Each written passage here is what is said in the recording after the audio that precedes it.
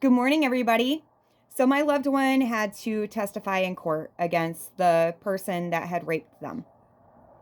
And, when I was being explained the questions that were asked of them as they were vulnerably sitting up on the stand, having to testify to a bunch of strangers while the person that had put them through that was sitting there staring at them. My fellow survivors that have testified or tried getting any kind of justice for sexual abuse know how horrifying that moment is. You're sitting up there feeling the eyes of the person that you're testifying against just boring a hole into your skull as their lawyers are purposely trying to trip you up or make you unbelievable in any way that they can. So they're asking the dumbest questions.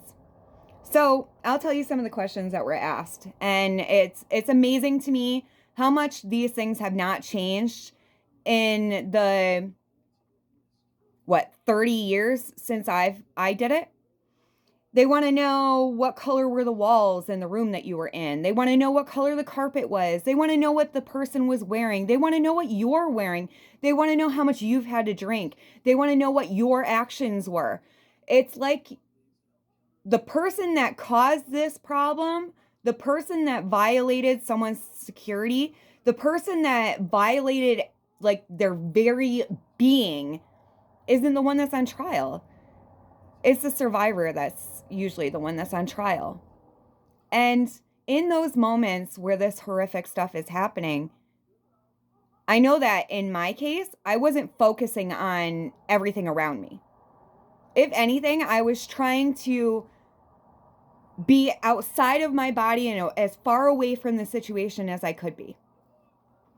So when we have these survivors being on the stand and lawyers firing off these stupid ass questions, none of them have the smarts to say, what exactly is going through the mind of someone when they're being raped? Are we sitting there paying attention to everything that is in front of us so that later on while we're in court, we can testify correctly? I can't remember what any of the people that have sexually abused me were wearing. I can't remember any of it. I was not in my body at that moment. When you're in a moment where you cannot get away, our brain will do whatever to try to make it easier for us. I have, since speaking out, had people sending me messages or make comments or whatever about some of the photos that I share or some of the things that I say about what girls wear. It's such an archaic way of thinking that what the female is wearing is going to influence whether they get raped or not.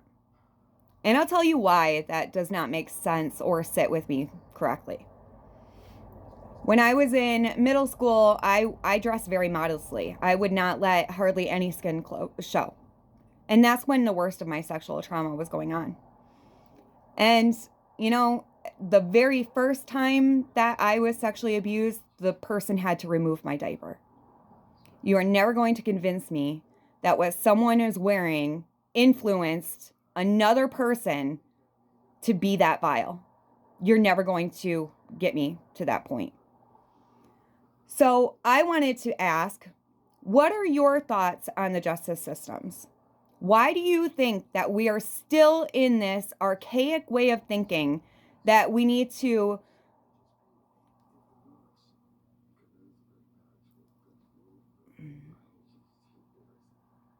the archaic way of thinking that somehow or another, the one that was raped is to blame and had control over the sick person that did it to him? It's such a way of passing the buck. The blaming survivors is it. I don't understand.